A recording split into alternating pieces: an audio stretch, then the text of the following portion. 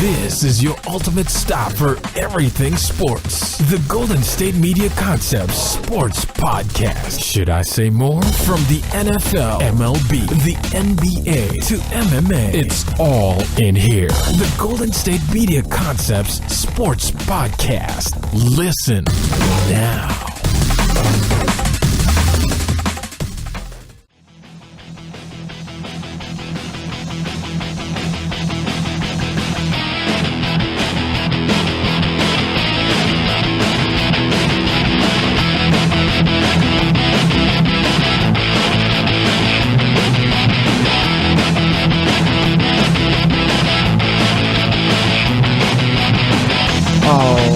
And welcome to the GSMC Sports Podcast. This episode is brought to you by the GSMC Podcast Network. And as always, I am your host, Jesse Tapia. And let's see, what's today? Wednesday? Yeah, it's Wednesday, 28th, last day of February. All right, this is how the show is going to go today. First up, we're going to be recap the games from last night in the NBA, talk about those as we always do.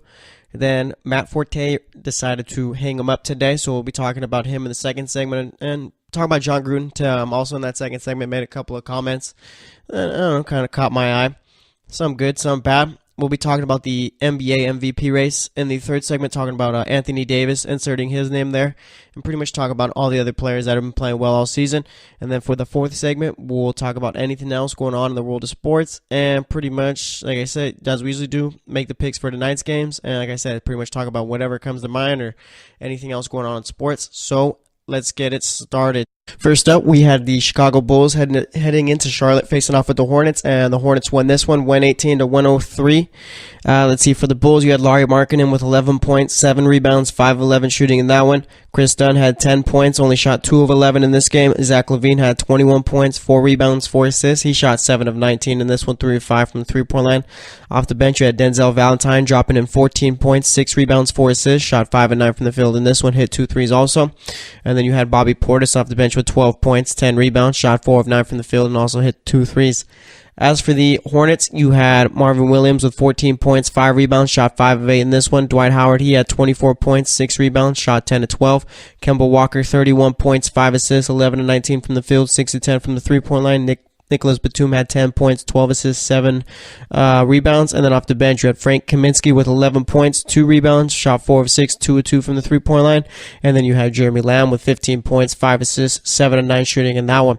As for the next game, we had the Brooklyn Nets facing off with the Cleveland Cavaliers. And the Cavaliers, I'm not sure if you want to say squeaked out with the win in this one, but nonetheless, I mean, they won by 6. They won 129-123. For Brooklyn, you had DeMarre Carroll with 16 points, 6 rebounds, shot 6 of 10 from the field, 3 of 5 from the three-point line. Let's see, you had Spencer Dinwiddie. I've been calling him Dinwiddle the entire time. We got to figure out how to make the lowercase I and lowercase L different. All right, start adding the little dot on top so I know the difference. But either way, Spencer Dinwiddie, 11 points, 11 assists, shot 5 of 9 from the field in that one. D'Angelo Russell, he had 25 points, 6 assists. Let's see, 5 rebounds, shot 9 of 18 in this one, 3 of 8 from the three-point line.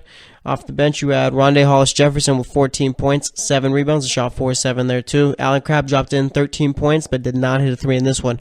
As for those Cleveland Cavaliers, you had LeBron James with 31 points, 11 assists, 12 rebounds, shot 13 of 25, 2 of 4 from the three-point line. Tristan Thompson, he had 5 points, 13 rebounds. George Hill finally played a good game with the Cavs, 26 points, 5 assists, 3 rebounds, shot 9 of 17 from the field, hit 3 threes in this one. J.R. Smith still struggling this season, 4 points, 5 rebounds, shot 2 of 9 from the field, 0 of 3 from the three-point line. Off the bench, you had Larry Nance Jr. with 10 points, 10 rebounds. Jordan Clarkson with 14 points, shot 5 of 10, 2 of 4 from the three-point line. Rodney Hood had 14 points, 4 rebounds, shot 6 of 11 from the field. And then you got Kyle Korver with 18 points, shot 6 of 11, 4 of 7 from the three-point line. The Cavs, like, their biggest problem still is they still aren't playing defense. Nothing has changed really besides the fact that maybe they did get better or whatnot. We still got to give it time, but their defense hasn't really even show a progressive adjustment or anything like that. The defense is still pretty bad, and that's kind of scaring me about the Cavs, right? Because they do have a team that can make it to the finals, get out the East, obviously with LeBron and a couple other guys they got there. But if you're not playing defense, I mean, you're going to struggle all the way getting there. And you're playing a team like the Celtics, who play the best defense in the league, or even playing against a team like Toronto, who's a pretty good all-around team. I mean, you're going to struggle there too. So Cavs really got to figure out how to play just team defense and put more effort. I'm not saying go out and have a top 5 defense or anything like that, but just improve from what you got going on right now. But we'll see what they end up doing. We still got a long season left. Not too long, I don't think. Let's see. I think Cavs so far have played 60 games. We got about 22 games left for them. So you got 22 games to figure it out before playoff starts. So we'll see what they end up doing. As for the next game, we had the Philadelphia 76ers and the Miami Heat.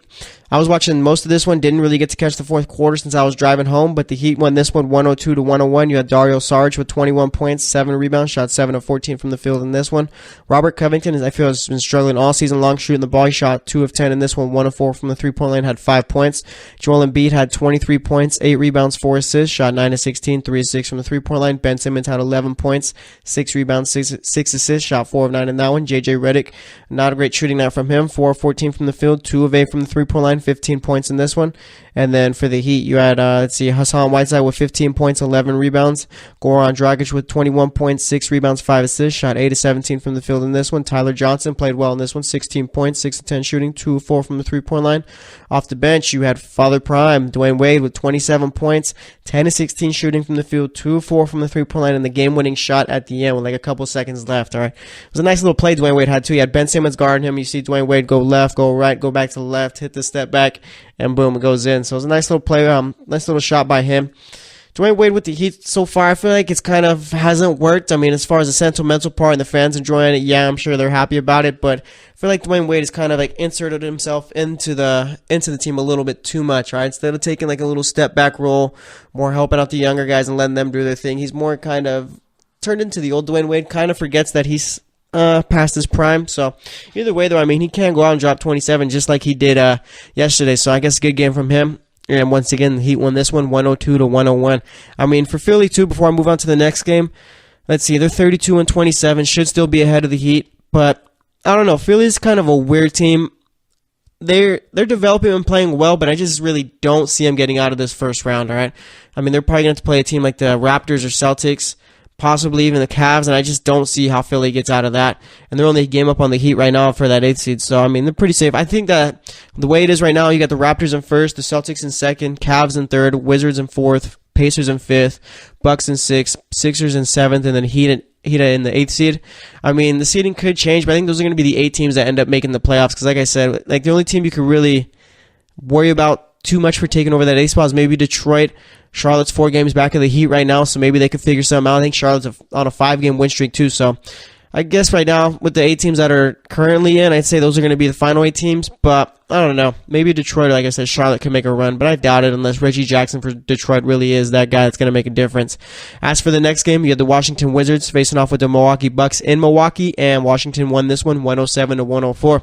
You have Markieff Morris with 14 points, 4 rebounds, 4 assists, shot 6 of 8 from the field in this one. Satoransky had 8 points, 6 assists, shot 4 of 6 in this one. Otto Porter Jr. with 17 points, 7 rebounds. Bradley Beal had 21 points, 8 assists, 7 rebounds, shot 9 of 16 from the field in this one.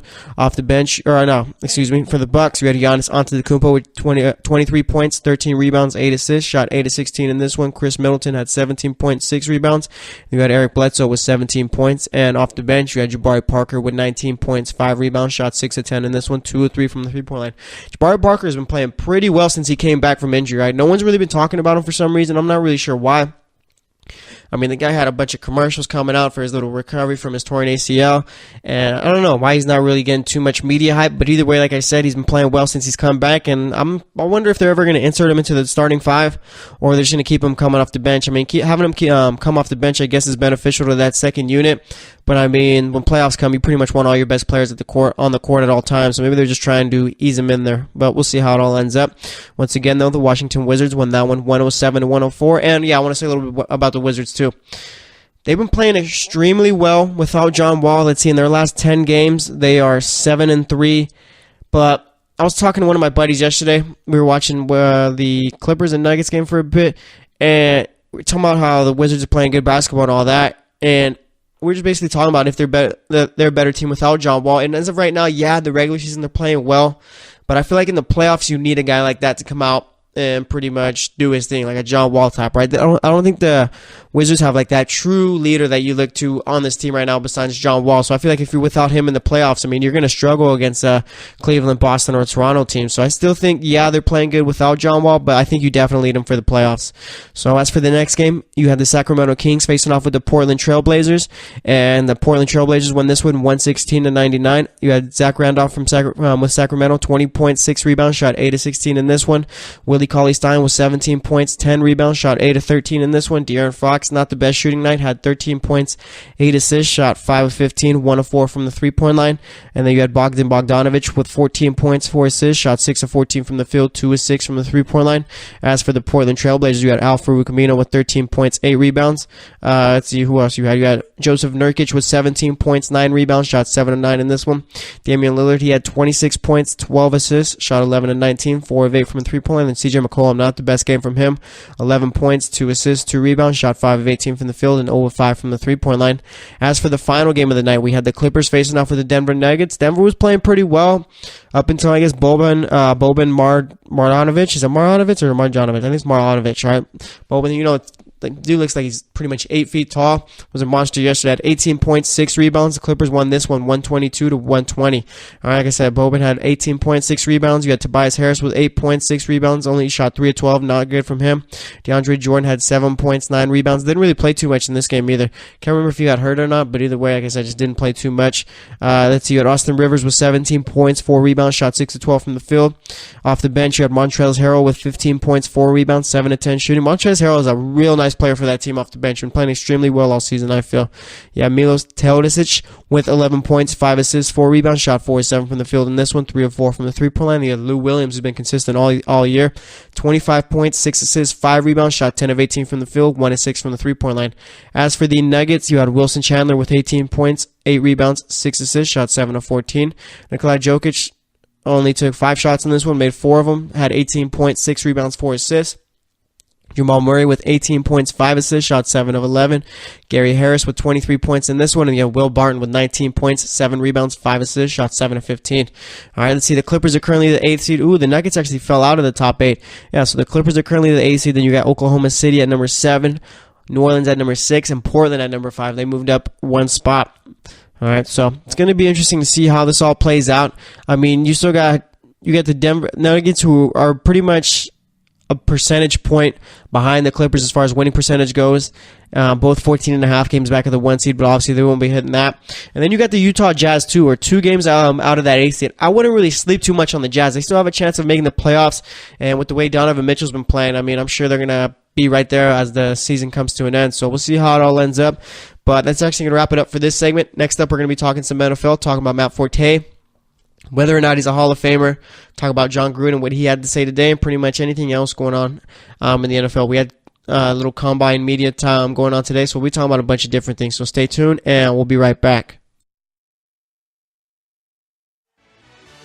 Are you looking for the very best NFL and college football podcast? Then check out the GSMC Football Podcast. Get the latest football news both on and off the field. From the NFL Draft to trades to the rumor mill to the NFL Combines, they got you covered. That's GSMCpodcast.com/football-podcast. Get updates on college rivalries, game day insights, and much, much more. It's football talk the way you want it. This show eats, sleeps, and breathes football. Don't forget to like them on Facebook and follow them on Twitter. Visit GSMCpodcast.com for more info.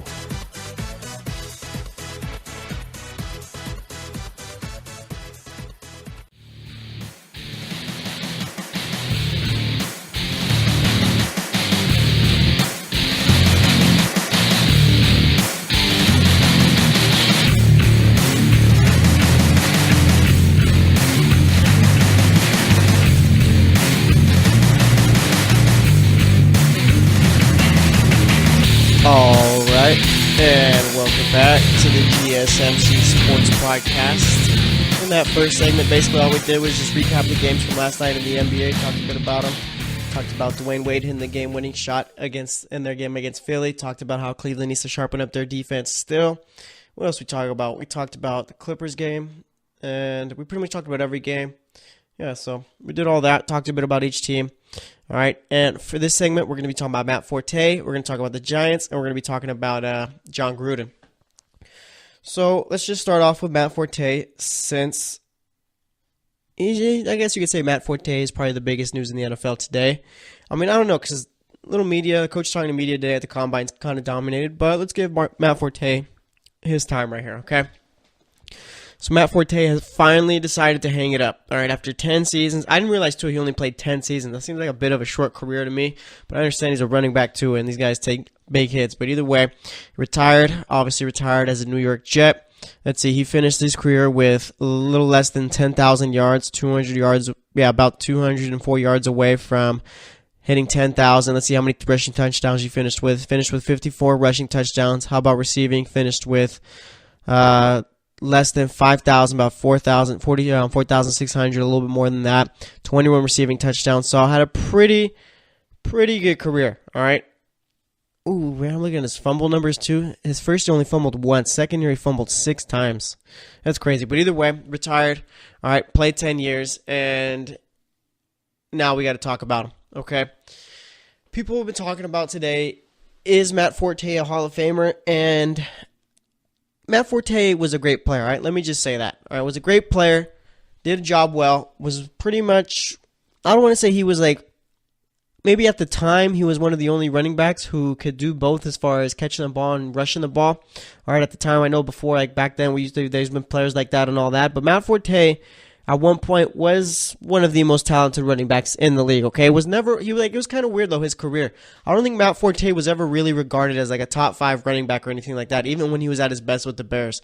Because, I mean, the dude could do both, could play well. I mean, he's pretty much like a lesser version of Le'Veon Bell. But, like I said, Matt Forte at one point was one of the most talented running backs. But now people are talking about, is he a Hall of Famer? And honestly, I think that question is a whole lot easier to answer than people may think. All right, he's not a first ballot Hall of Famer, but I don't even think he's a Hall of Famer to begin with. All right, like I said, had a great career, all that, but I just don't think he's Hall of Fame material. Had the talent to possibly make the Hall of Fame, but I mean, he never really won anything, and I understand that for a running back that's pretty difficult. But like I said, he was just never really regarded as that top guy on the team. All right, as that top guy in the league as far as a running back, actually.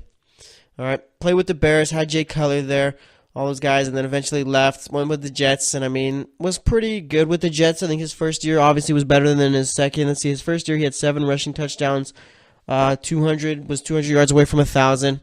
And let's see, receiving, he only had 1 touchdown and only had 263 receiving yards. Second year with the Jets, 2017, wasn't really all that good. He was hurt for most of the time. So, I mean, it just didn't really work out for him with the Jets, all right? Like I said, I mean, as far as him being a Hall of Famer and all that, it's just, I don't see it happening. Not even pretty much as, like, obviously not first ballot, but even as the years go on, I still don't think he'll get in. Let's see, he made a Pro Bowl, he only made the Pro Bowl twice, never made a first team All-Pro. Or did he? Yeah, never made first team All-Pro, I don't believe. He played in a couple of playoff games. Let's see how you do in his playoff games. Let's see, playoff games, he had 2 of them. 450 yards, didn't really do much receiving. So, I mean, nice career. Actually, I don't know. Would you consider Matt Forte's NFL career great, or would you just consider it a nice little career? All right. I think it's just a nice career. Okay. Like I said, didn't really do too much or anything like that. Was just pretty much sustained himself in the league long enough to where he could be a starter for, obviously, with the Jets for a bit, and pretty much was one of probably the Bears' best running back since, I don't know. I want to say best running back since Walter Payton. He did have Cedric Benson for a bit, but I don't think he was ever as good as Matt Forte was as far as pure talent. So, yeah, Matt Forte, probably going to have his name, if the Bears got like a little Ring of Honor type thing in their stadium, probably have his name up there, but will not be making the Hall of Fame. At least that's what I think. Like I said, had a great career, nice career, all right? Was a little consistent running back, but just didn't really have the accolades to get in the Hall of Fame.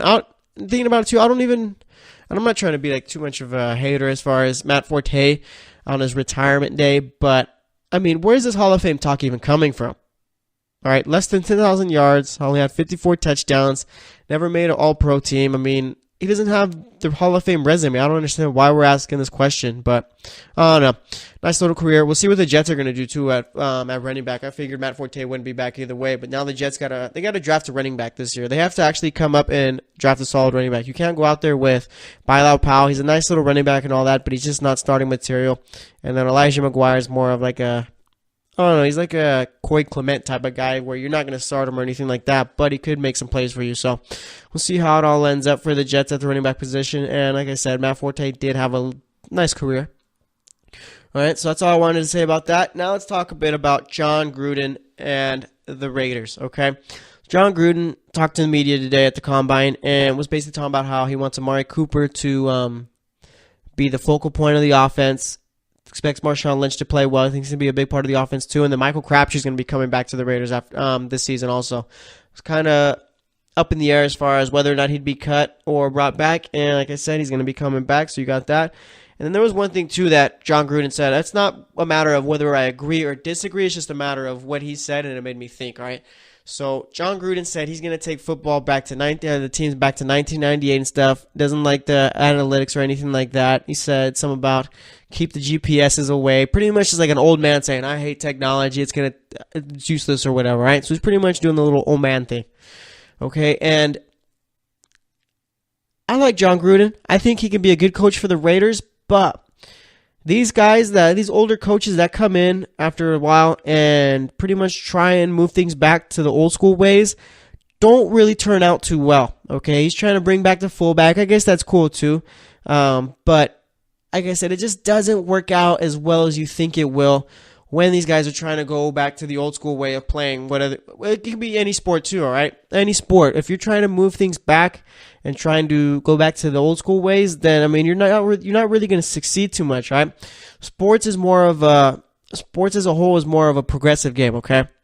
Like football, we've come a long way from what we were. I mean, now safeties can barely even hit receivers and all that. It's pretty much safety, safety, safety. NBA, I mean, it's a whole lot different. You got social media out there controlling it, and you got players. I mean, the NBA is a young man's league pretty much now. So like I said, everything's changed, and analytics are a big thing. I don't want to say they've been controversial, but they've been a topic for many years, all right? And I'm not really an analytics expert or anything like that. I know it's more advanced stats. You got analytics in basketball coming out a whole lot more. Baseball's been doing it for a while. And with football, I mean, analytics has pretty much been, I guess that's the only place where I guess you have seen that it hasn't worked, okay? But you do have a bunch of teams out there who are starting to bring in these smarter people, I should say, all right, in order to implement the analytics and try and use it with their teams. So, I mean, I get what Gruden is saying as far as we're going to be playing real football and stuff like that, but I just feel going back to the old ways and not progressing with the game is going to be a bit difficult, all right? Because like I said, it's always going to progress, and if you try and change and go back to the old ways, it's just not going to work out, I feel. So, like I said, I mean, I don't necessarily agree or disagree with Gruden. Don't really have a preference on analytics being in football or not being in football, but either way, I feel like with him pretty much saying like all this technology and stuff like that, the analytics, we're going to get away from that. We're going to go back to old school football. I don't think that's really a recipe for success. You got to move along with the game, and you can't bring the game back. So we'll see how it all ends up as far as that goes. But as far as making Amari Cooper the focal point of the offense, I mean, it sounds like a good plan on paper, right? Last season, Amari Cooper probably had his worst year since he's been out there. I think it was his second year in the league. But, I mean, this year, if Gruden can get him back on track, this Raiders offense is going to be one of the best in the league, right? Amari Cooper, his biggest problem, I think, was just that he couldn't catch the ball, all right? He's fast. He can run routes well. He can jump up for the ball and pretty much do anything you need a receiver to do, okay? He has the tools to become a top 5 receiver in the league. Is he right now? Of course not, but he does have the tools to go out and become one. All right, you just got to learn how to catch the ball. And if Gruden can get him catching the ball and pretty much playing a whole lot better than what he was last season, then, like I said, the Raiders are going to be playing a whole lot better than what they were. You got Michael Crabtree coming back, and I really like Michael Crabtree on that team, all right? I'm not really sure why. I don't know, Michael Crabtree as a player just really, I don't think gets enough respect, I feel. And I'm not sure if it still has to do with people thinking of him in San Francisco, because Michael Crabtree in Oakland, I think, was a whole lot better than Michael Crabtree in San Francisco. And Michael Crabtree's only been there for, 2 years, I think, in Oakland? I have to double check. It's either been 1 or 2 years, but either way, I think he's a whole lot better than what he was. And it might have to do with the fact that he didn't really have that good of a quarterback. I mean, he did have Alex Smith for a bit, but Smith really didn't get good to that last year, and then he got hurt, and then you got Kaepernick, and Kaepernick played well, and Crabtree, you could see he was starting to benefit a bit there. But as far as, this whole Raiders offense with Marshawn Lynch, Amari Cooper, and Crabtree, I'm real excited about it. I think they're going to be a real good offense. Like I said, it could be a top 10 offense, possibly even a top 5 offense if Gruden seems to implement everything the right way. Like I said, he's going to be bringing back the fullback position to that team, and we'll see about how it all ends up. But the only thing that's ever really scared me about Oakland isn't really their offense, it's their defense, right? If you can't fix that, then you have no opportunity whatsoever to succeed. So we'll see what their plan is there as far as the draft and free agency. And it's really, in the draft, they really got to use all those picks on defense, all right? Yeah, you use a pick or two on the offensive side of the ball, but when it comes to the draft, you have to spend them like 95% of those picks on the defense, or else this Raiders team is going to be back in the dump again. So we'll see what they do there. Now let's finish off the segment talking about the Giants, all right? The Giants, I like their head coaching hire, Pat Shurmur. I like what they've been doing, okay? I like how they said they're going to be bringing back OBJ and all that, and he's going to be getting a fresh slate and all that stuff, but one thing that's scaring me about the Giants is I don't think they're going quarterback with the second pick. All right, I think they're thinking more go Saquon Barkley or trading down. All right, and I don't like that idea. Okay, I think that the Giants should take a quarterback. Like, they need to take a quarterback. Okay, because obviously they say that Eli Manning is their guy, and that's fine with me too. I really like Eli Manning. Think he's a first ballot Hall of Famer and all that. I know the majority disagrees with that, but I really like Eli. I think he can play well with this team. All right. So, yeah, sure, go ahead and make Eli the starter, but I think this team is going to be, I think they're going to be pretty good the next couple of years, all right? That's probably how long Eli's going to last with the Giants. He got 2 more years on his contract, I believe, so yeah, I think they're going to be good for those 2 years. But if you don't draft a quarterback with this, with the pick you got now, like I said, I'm expecting them to be pretty good. You're not going to be having a high pick like this to where you can go out and get a Rosen, a Darnold, or a Josh Allen, all right? I think that they might be thinking too short term right now, unless they have they've had to have had discussions as far as what they do with at the quarterback position, whether it be drafting one this year or waiting for a couple years. But I feel like if you draft a guy like Josh Rosen, you have him sit under Eli for 2 years, and then when Eli's ready to retire, which will probably be in 2 years, you throw Josh Rosen out there, and boom, you're ready to go. You don't really miss a step. All right, but with them, it's like I said, it's seeming like they're not taking a quarterback, and I just don't like that decision at all. All right, Eli's not getting any younger. He's getting a whole lot older, so I feel like you need a backup plan just in case Eli stinks it up this year. All right, like I said, I think he's going to play well, but this past season he didn't really play all too well, and that could have to do with the fact that he didn't have OBJ out there, or even a Brandon Marshall. But nonetheless, the guy just didn't look good. So they're really counting on him to play well this season, but I don't like how they're going about it. If they take a quarterback, then rest assured, everything's good. But if they don't, then I think they might be shooting themselves in the foot a bit. So we're going to have to wait and see about that. I just wanted to talk about that for a bit, caught my eye as far as how they've been talking about the draft. I do think they're going to end up going Saquon Barkley, and that's one thing too with the Browns. If I'm the Browns, I'm taking Barkley at number 1 and then going with the quarterback at number 4, because if the Giants, I don't know, if the Browns take Barkley at number 1, then I do think that the Giants take a quarterback at number 1 or at number 2, or they just trade down. All right, and I think they're more likely to trade down than take a quarterback. So we'll see how it all ends up for them. But I don't know. I really hope that they aren't thinking too short term and are thinking more long term. Because like I said, Eli Manning's probably got 2 more decent years in the NFL, and then he's down after that. So we'll see how it all ends up. But I'm getting excited. We got the combine going, and we're going to have some football news some more football news within the offseason. So stay tuned for the next segment, and we'll be talking about the MVP race in the NBA. So like I said, stay tuned, and we'll be right back. Check out the show that's built on the MMA. From the UFC to extreme cage fighting, they got the fights covered. Check out the GSMC MMA podcast. Get the latest news on past or upcoming fights. Join us as we talk to and about some of the biggest names in the MMA, past, present, and future. When it's the fight game, there's just one show to check out. GSMCpodcast.com/MMA-podcast. Don't forget to like them on Facebook and follow them on Twitter. Visit GSMCpodcast.com for more info.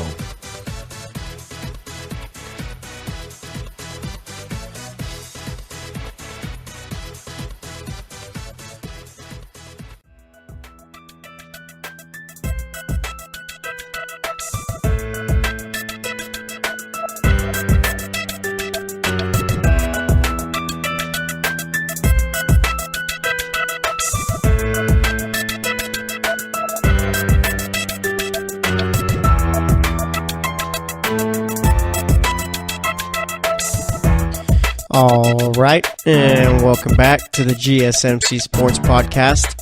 So far today, we recapped Monday's, was it yesterday, Tuesdays? Yeah, Tuesday's NBA games. I'm getting my days mixed up all the time now.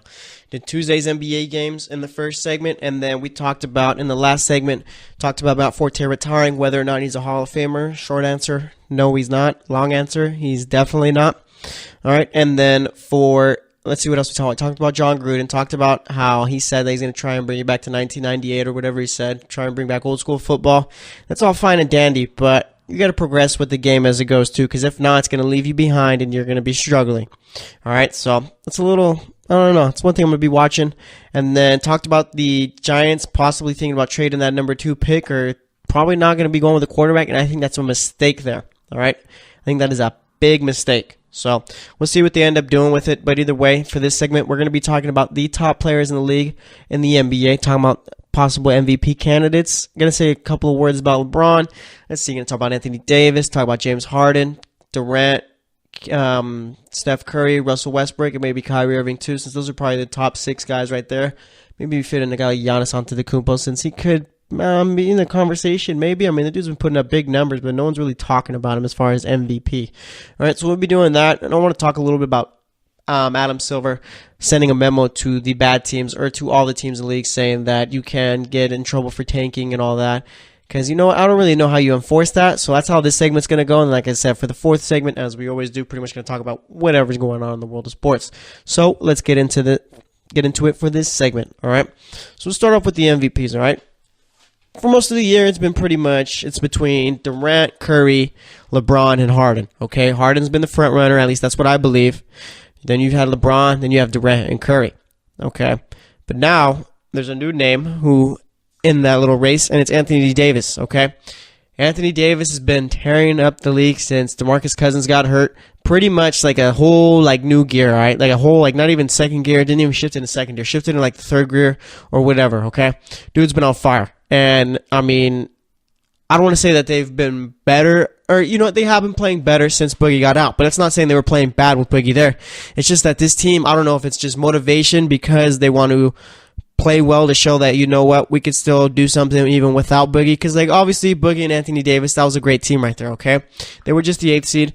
But now they're currently the 6th seed and only 2 games back of the Timberwolves for that 3 seed, all right? I like the Anthony Davis MVP talk, but I think he's got to make it into that 3rd seed. The Pelicans got to make it to that 3rd seed in order for him to win the MVP award, at least to get even more recognition, right? Because right now he's 2nd in the league with 28 points. Let's see, where is he at in rebounds too? DeMarcus Cousins is still tied for 3rd in rebounds. Probably obviously not going to change since he's not around. But let's see, Anthony Davis, as far as rebounds goes, let's see, he is 7th in the league in rebounds. Got averaging about 11 rebounds per game. So he's averaging 28 and 11. I think he's averaging 4 assists, 5 assists, or something like that. So he's been playing pretty well, okay? Oh, yeah, and he's 2nd in blocks, where he's only behind Kristaps Porzingis. So, I mean, technically for active player, he's 1st in blocks. Let's see any other stats I could help build his case. All right, so right there, like I said, just points 2nd, rebounds 7th, blocks technically number 1, okay? And like I said, I don't see him winning the MVP, even if they do make it to that 3 seed, unless they're just on a tear and people are like, you know what, they might be able to make some noise in the playoffs. I just don't see it happening, okay? Anthony Davis is a superstar player, all right? He's been tearing it up, but like I said, I don't see it happening. Don't think it's going to be able to work because there's just too many guys right now in front of him that I guess probably deserve it more. You got LeBron James, all right, and James Harden. All right, I'll talk about them last. Let's talk about Steph Curry and Kevin Durant. All right, you got those guys who I'd say right now, as far as MVP cases go, I'd say that Anthony Davis might be ahead of those 2 guys right there, all right? Because obviously we know what kind of players Kevin Durant and Steph Curry are. I mean, it's crazy to think too how Steph Curry already has 2 MVPs, and he could possibly win a 3rd. I don't know. I feel like with Kevin Durant, I feel like Steph kind of took his name out the running for MVP now, just because that team is so good, right? And that's one thing I don't really get with the MVP award too, because it's not like the MVP award really isn't clear as to what the criteria is. All right, we're not sure if it's the most valuable player, like how valuable you are to your team, or if it's just the best player in the league. I think more now so it's about being the best player in the league. But I don't know. Even that, because even last year, I mean, can we say that Russell Westbrook was the best player in the league? Probably not. I don't know. It's been kind of weird. But let's see. Steph Curry currently averaging 26.7 points per game. That's tied with LeBron. Kevin Durant's right behind him with 25.9. All right. Like I said, those guys have both been playing extremely well, but I just don't see them really making a case for MVP just because the team is way too good. And, I mean, trying to make that case for them, you're going to have guys arguing, well, if you're making the case for Steph, you're going to have a guy argue, well, he gets to play with KD. And if you make the argument for KD, then they're going to be telling you, oh, well, he gets to play with Steph. So I think they kind of cancel each other out as far as winning MVPs, unless Steph Curry has the season like he did when he won the unanimous MVP, and Kevin Durant's out here averaging, if he were to average like 32 points a game, or kind of like what James Harden is doing right now. It's the only way I feel like they win MVPs going forward, as long as they're on the same team. You have to like have a season out of this world. All right. Then you got like LeBron James, okay? And LeBron James is in the running every year. I think, all right, in the running every year. I think he's always top 5 at least, usually top 3. So, I mean, he does have a chance to win it this year, but I think he only wins it if Cleveland ends up finishing at the 1 seed and LeBron moves up in points per game a bit more and kind of elevates his other stats. All right, he's been playing extremely well.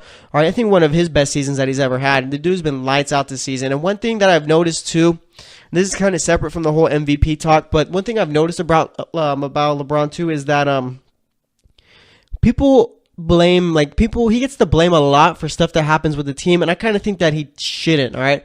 I don't think that LeBron should get blamed for Kyrie leaving, and I don't think LeBron should get blamed for how bad the team was before.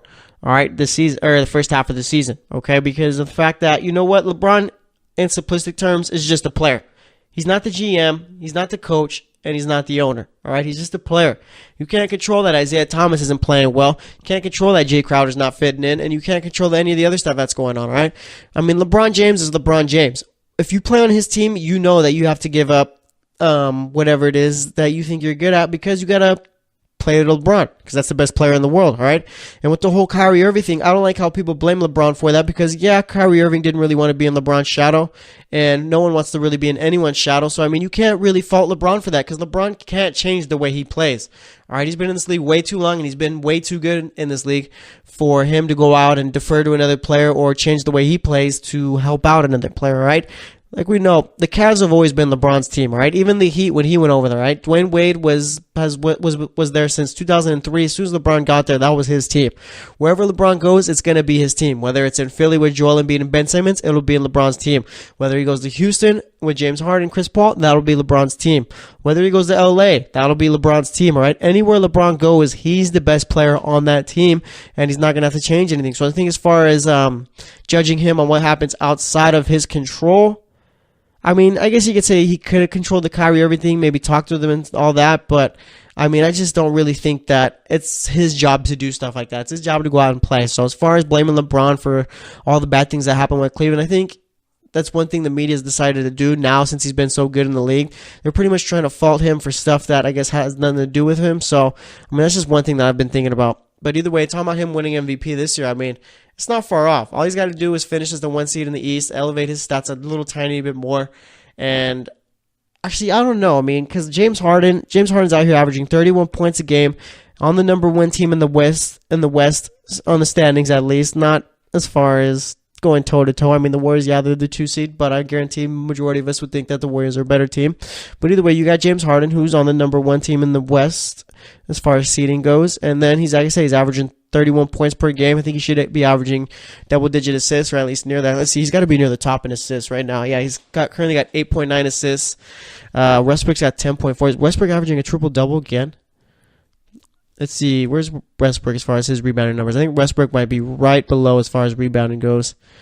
Let's see, Westbrook averaging 9.6 rebounds a game. Westbrook could average another triple-double and not win the MVP. And that's kind of good. I think that kind of diminishes like him winning MVP last year, right? Because Russell Westbrook, I know I'm going back and forth, stuff like that, but it all makes sense when we connect it all. But like I said, Russell Westbrook, yeah, he averaged a triple-double last year, and I know that was a big story, but I mean, I don't know how we give a guy like that MVP just for that team making it to the 6th seed or whatever it was. I mean, I don't know. I don't want to say it was undeserved, but if I could say Russell Westbrook wins MVP this year, or wins or averages a triple-double for the entire season this year, what's the difference between doing that and giving it to him last year rather than not giving it to him this year if he's got averaging a triple-double again? I mean, it just makes no sense to me. I feel like they did give Russell Westbrook the MVP award just because he did average a triple-double. All right, because I think the Thunder last year finished, 6th seed, 7th seed, somewhere around there. So, I mean, if you're going to give it to him for having a triple-double last year, then why not just give it to him again if he averages a triple-double this year? That's a whole nother conversation, I guess you could say. Let's see. Yeah, but going back to James Harden, I mean, this has to be the year he wins it, right? This has to be. Like I said, averaging 31 points a game, 3rd in the league in assists. I wonder what his rebound numbers are looking like. Let's see. I know he's got to be averaging something near a triple-double at least. Let's see. Rebounding numbers, if I can find it. Let's see. He might be a little off. So I think he's averaging around 6-7 rebounds a game, somewhere around there. But, yeah, this has to be the year James Harden wins MVP. If not, I'm not sure the guy's ever going to win it, all right? But as far as this all goes, I just pretty much want to do this segment because I know Anthony Davis, his name's starting to come up in it. But as of right now, James Harden's still the front runner. Then I'd say as of right now, it goes James Harden, then LeBron. Then I guess you could put Anthony Davis there, KD, and Steph Curry. Then after that, I mean, you got guys like Kyrie Irving and all that, but they're not winning it. It's going to be like Isaiah Thomas being in the top 5 last year. I mean, yeah, had a great season, but I mean, he's not going to win the MVP. So there's all that going on, and I want to talk a little bit about tanking in the NBA and Adam Silver sending a memo to all the teams about it, saying how there can be repercussions and all that. All right, I'm not sure how I feel about tanking. I mean, tanking is it makes no sense to me, all right? Because, well, it does make sense, but, I mean, your team's already bad, so how can you, you're going to lose games as it is, all right? And as far as, Adam Silver saying there could be repercussions, how can you punish a team for tanking? What's the basis of that? How do you define a team that's tanking, trying to change a result of a game, trying to have them, trying to lose a game, all right? How do you tell that? All right, is it the Bulls maybe sitting a guy like Bobby Portis or Zach LaVine one night? Is it the Kings maybe sitting Zach Randolph? Or is it the Magic sitting maybe Aaron Gordon? Or is it the Grizzlies just sitting Marc Gasol? How do you tell that a team is trying to tank on any given night? I think that what Adam Silver, the memo that he sent out to teams, is kind of empty. I think there's no real power behind it, all right? He's just trying to scare teams a bit, but like I said, there's just nothing he can really do about it. You can't, the only way you could find a team or an owner for tanking is if they do what Mark Cuban said and pretty much go out and say, yeah, we're trying to tank. We're trying to lose, all right? That's the only way you can go about it. You can't go and find a team for sitting a player, all right? Because they're already bad. More than likely, they're going to lose, all right? Sitting a player, they can have all the reasons in the world to why they sit the player. Like I said, Zach LaVine, you sit him, oh, he needs rest, or he's dealing with a little ankle soreness or whatever, all right? Adam Silver sent out that memo. There's no power behind it. It's all empty. There's no way he can go out and find teams for being bad or tanking, all right? Because you can't definitively tell, yeah, this team is tanking. There's just no way it happens, all right? So I want to talk about that because, like I said, I mean, it's just, it's just like a little warning, but if I'm the Grizzlies, the Kings, the Mavericks, whatever, I'm just throwing it in the trash or deleting it because, like I said, there's nothing Adam Silver could do as far as trying to stop tanking. There's just no way. I know he tried switching up the lottery a bit to limit it, but tanking is going to be a thing that happens consistently all the time, year in and year out. All right, you got the Bulls who, I mean, and that's one thing too about tanking. We talked about it before, but I just don't understand how, is it the players who are going out trying to lose? Is it the coaches who are going out coaching to lose? Or is it the front office just telling them, or how does it work?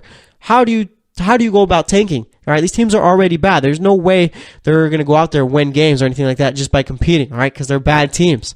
So, I mean, as far as the whole tanking thing goes, I think it's a bit overblown. I think Adam Silver just needs to relax a bit. All right, maybe he's doing it just because it's been talked about a whole lot more, but I mean, there's no way you can go around finding teams for being bad and sometimes sitting a guy. There's just no way around it, all right? So, like I said, that memo is just an empty threat. Nothing's going to happen, but that's all I got to say about that. Next up, we're going to be talking about anything else going on in the world of sports. Going to be making my picks for tonight's game, so stay tuned, and we will be right back.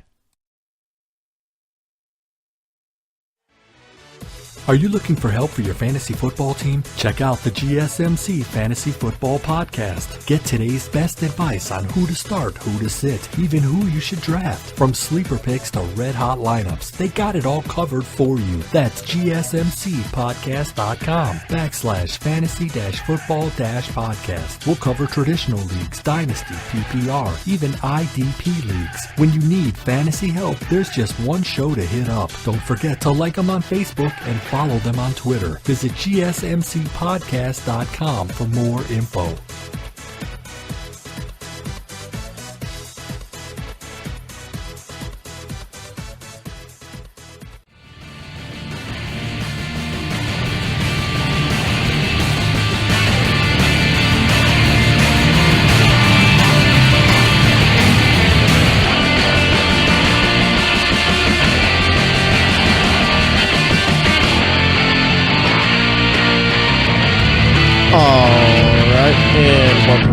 To the GSMC Sports Podcast.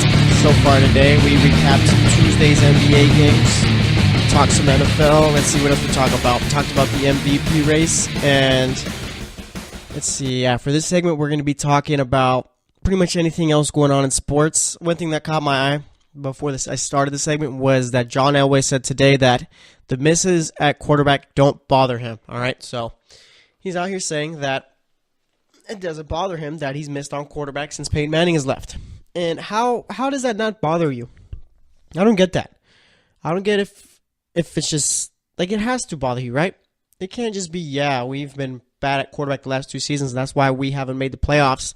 So that's why it doesn't bother me, all right? That makes no sense to me, all right? It has to bother Elway a bit that the guy doesn't know how to evaluate quarterbacks, and that's fine that he doesn't either. Not everyone does, all right? I for sure don't, all right? But the fact that he's saying it doesn't bother him, maybe that's just him just trying to stand up to the media and stuff like that, trying to pout his chest a bit. But, I mean, I don't know. That really make no sense to me. I mean, the Broncos have wasted 2 years. 2 years, all right? And this little Super Bowl contending window that they had. All right, not even sure if it's a window anymore. I mean, maybe they're a playoff team now with Kirk Cousins or whatever, but I don't know. I don't really understand what John Elway's saying as far as it doesn't bother him that he misses on quarterbacks constantly. I mean, it's got to bother you at least a little bit or whatever. Maybe you don't say, yeah, it bothers me completely that I can't pick a quarterback, but maybe say it's a little bit difficult or whatever. But I guess it's just his typical press conference answer. And one thing about Kirk Cousins, too, everyone keeps asking, is Kirk Cousins worth the money that he's getting? Is he worth it? Is he not worth it? Whatever. Of course he's not worth all that money. All right? Kirk Cousins should be making Blake Bortles money, Ryan Tannehill money. That's where he's at. He's not an Aaron Rodgers, Matt Stafford, or any of those guys type. He's a mid-tier quarterback. All right? He's nowhere near as good as the Bradys, the Wilsons, the Roethlisbergers, or anything like that. He never has been. Like I said, he's just a Tannehill Bortles. He's a nice quarterback, but that's it. All right? So, yeah, there's like asking the question, is he worth it? I don't know. It's just not a smart question to me. That's a question we all know the answer to. Of course not. The only reason why he's going to be getting paid this much is because that's what the market dictates. All right? You got Jimmy Garoppolo, who's only played, 8 games total in his NFL career? He's getting the most money in the NFL right now. I think he's got the highest paid quarterback contract in the league. All right? It's just how it is, all right? Quarterbacks in this league right now are getting less and less talented. So that's where you get a guy like Kirk Cousins who's going to be getting the most money probably ever in the NFL, could be getting a fully guaranteed contract from the Jets. He's looking like he's going to get at least $60 million guaranteed in the contract from them in his first year at least. All right, obviously they probably won't give out a guaranteed contract, but that's something that's been rumored. Okay, but either way, I mean, the dude's going to get paid, but that's just because he's next in line and he's decent enough to help your team a bit. All right, I mean, 5 years ago, if we have Kirk Cousins from now, okay? The Kirk Cousins we have now, move back 5 years, he's not getting paid top dollar, all right? It doesn't matter. He's not getting all this money that he's about to get. And the Jets, if they give, well, I think it's looking like they're going to give Kirk Cousins the most money as far as guaranteed goes. But if they do that, that's a mistake, all right? The Jets, I think, are too desperate right now. Too desperate for a quarterback. Haven't had a great one since, I guess, I don't know, who was the Jets' last great quarterback, all right? Maybe Joe Namath?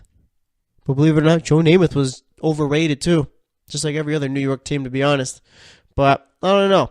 Last good, decent quarterback they had was Brett Favre, maybe. Chad Pennington.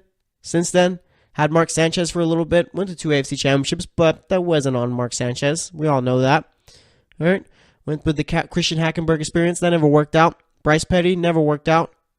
Josh McCown, nice quarterback, but not one that you want to lead your team because the dude's already 40 years old, it's looking like. All right, so, I mean, as far as the Jets, they're just extremely desperate for a quarterback, and you're going to give this guy like Kirk Cousins all this money, and the Jets fans are going to see, you know what, Kirk Cousins isn't going to go out, and he's not going to go out and tear it up. He's going to be a nice, above-average, pretty good quarterback. All right, he's not throwing for 300 yards a game and 3 touchdowns, let me tell you. He's not making you lead you to the playoffs if you're the Jets. I hope they know that. I hope Jets fans know that. If you sign Kirk Cousins, you're still probably the worst team in that division. All right. Obviously, we got free agency in the draft and all that, but I mean, Kirk Cousins doesn't really elevate them any more than anything. All right. The Browns would be better off with Kirk Cousins than the Jets. That's where he can make a difference. The Jets just aren't a good team. Okay. I'm taking Miami, I'm taking Buffalo, and obviously I'm taking the Patriots over the Jets with Kirk Cousins. The only real place he'll make a true difference is in Denver or Minnesota. All right, because those teams are already pretty well built all around. All they're missing is a quarterback to go out and throw the ball a bit and not turn it over. That's all they need. They don't need you to go out and be a Tom Brady or Aaron Rodgers. They just need you to be safe. All right, don't lose them the game. They'll keep you in it, make the throws when you need, and we're good. So, as far as the Jets getting Kirk Cousins and paying all that money, it's not worth it. Is Kirk Cousins worth all the money he's going to get? No, but it's just how it is. All right, quarterbacks are getting worse and worse, so guys like that are going to be getting paid. So I think now we're going to make my picks for tonight's NBA games. Let's see, we got 1, 2, 3, 4, 5, 6, 7, 8, 9. 9 games going on tonight. We got the Rockets heading into LA, facing off with the Clippers. Last time these two teams played, Twitter blew up because Chris Paul took, I think it was it Gerald Green, Trevor Ariza, and maybe some other player down some secret tunnel to go fight the Clippers players. Obviously, these guys were never going to fight too. That's one thing about the NBA. They're the ultimate hold me back guys, all right? The NBA players are so soft, let me tell you, all right? Their egos can be crushed like that, okay? That's why we didn't have a draft, because guys like Russell Westbrook didn't want to think about possibly being the last pick in the draft and that embarrassing them. I mean, it's just ridiculous. NBA players are extremely soft, all right? So, let's get in the games. Let's pick up. First up, we got the Milwaukee Bucks playing against the Detroit Pistons. Detroit is a 9-13 team at home. The Bucks are 14-15 on the road. Detroit's favored in this one. They haven't been playing good basketball the last couple of games. I'm gonna go with Milwaukee in this one, right? I just don't really trust Detroit as of right now. They just haven't been playing well. So I got the Bucks. Then for the next game, we have the Raptors facing off with the Magic. Magic are tanking. Adam Silver's not going to do anything about it because he can't. All right, they're 11-17 at home. Raptors are 17-12 on the road. I got the Raptors winning this one. Then we got the Pacers facing off with the Atlanta Hawks. Pacers kind of let me down yesterday, losing to the other day losing to the Mavericks. Today, maybe it'll be a difference playing against the Hawks. So I'm gonna go with the Pacers, and the Pacers are actually a pretty bad road team too. Only 13-15 on the road. Hawks are 13-18 at home, but I'm sure the Pacers are finally going to pull this one out. Then we got the Charlotte Hornets playing against the Boston Celtics. All right, this one's in Boston. I think Charlotte's won 5 in a row. Boston's been playing well since they got out the All-Star break with Daniel Tice coming out, being a nice little surprise for them. And you got Marcus Smart, who finally came back after slicing his hand open for a little bit, or that one time. All right, defense has been playing better. I'm going to go with the Celtics in this one. They've been playing the better basketball, 20-11 at home. Hornets are 10-18 on the road. Celtics are a better team, so that's why I'm going with them. Then we got the Warriors facing off with the Washington Wizards. All right. Like I said earlier, the Wizards have been playing good basketball without John Wall. Do I think they can sustain that in the playoffs? Definitely not. All right. Let's see. Who do I want in this game, though? I kind of want to go with the Wizards, but I think that'd be a bit crazy, right? You can never pick against the Warriors. I don't even think I've picked against the Warriors once this season. They've only lost 14 times. Wizards are 36-25, 18-11 at home. Warriors are 23-7 on the road. I kind of want to go against the grain, but I feel like I have to. I'm going to go with the Wizards. Forget it. Who cares? You know, maybe they could pull one out. So I'm going to go with the Wizards. I doubt that they're going to win. It's probably going to end up being the Warriors, but if I pick the Wizards, they'll sound a whole lot smarter if they end up winning. Then we got the Phoenix Suns facing off with the Memphis Grizzlies, and this is the toughest game to pick, all right, because both these teams are trying to tank. Let's see, the Grizzlies are 13-18 at home. The Suns are 19-21 on the road. And I know the Suns are actively trying to tank. That's a team maybe you could find them for tanking. I mean, because they are bad. But I'm going to go, I don't know, I think I'm going to go with the Suns, all right? I think they're going to be able to pull it out. There's no way the Suns can go and lose every game for the rest of the season, so they're going to have to win one time. So I'm going to say they're going to win this one. Then we got the Oklahoma City Thunder facing off with the Dallas Mavericks.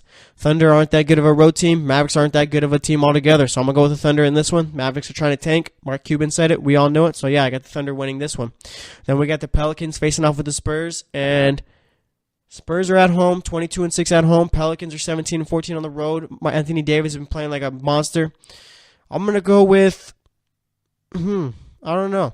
Spurs are favored in this one. Should I go with the Spurs and be safe? I'm going to go with the Pelicans in this one, all right? We're going to go against the grain. We're going to make a couple upset picks tonight, all right? Yeah, so I got the Pelicans winning this one. Then we got, for the final game, the Rockets facing off with the Clippers. And this game isn't as intriguing and fun as there was last time because Blake Griffin's not there and DeAndre Jordan just doesn't seem like the type who will talk trash to the opposing team. So for this game, I mean, I'm going to go with Houston. Go make the easy pick. Houston's 23-7 on the road. Clippers are 16-12 at home. But, I mean, Houston's been playing, I think they're on a 13-game winning streak right now. James Harden says this is the best team he's played on so far in his career. I guess I could say I'm inclined to believe him. He did play with Westbrook and Durant one time, but I mean, I don't know. That was in the past. So I'm going to go with the Rockets for that one. To recap my picks, let's go. I got the Bucks beating the Pistons, the Raptors beating the Magic, Pacers beating the Hawks, Celtics beating the Hornets, Wizards beating the Warriors, Suns beating the Grizzlies, the Thunder beating the Mavericks, Pelicans beating the Spurs, and Rockets beating the Clippers. 3 upset picks tonight. I got the Pelicans, Suns winning, and the Wizards. So we'll see if I'm right. That's going to wrap it up for today's show. Today, like I said, we talked about yesterday's NBA games, talked a bit about coaches, talking to the media today at the Combine, talked about the MVP race, talked about Adam Silver as far as what he could do as far as finding teams for tanking, and then for this segment, talked about John Elway a bit and his quarterback misses, talked about whether or not Kirk Cousins is worth the money he's going to be getting. Short answer, no. Long answer, definitely no. And we made my picks for tonight's game. So thanks for listening to the GSMC Sports Podcast. As always, I am your host, Jesse Tapia. We'll be back tomorrow, so stay tuned, and we'll talk to you later. You've been listening to the Golden State Media Concepts Sports Podcast, part of the Golden State Media Concepts Podcast Network. You can find this show and others like it at www.gsmcpodcast.com. Download our podcast on iTunes, Stitcher, SoundCloud, and Google Play. Just type in GSMC to find all the shows from the Golden State Media Concepts Podcast Network, from movies to music, from sports to entertainment, and even weird news. You can also follow us on Twitter and on Facebook. Thank you, and we hope you have enjoyed today's program.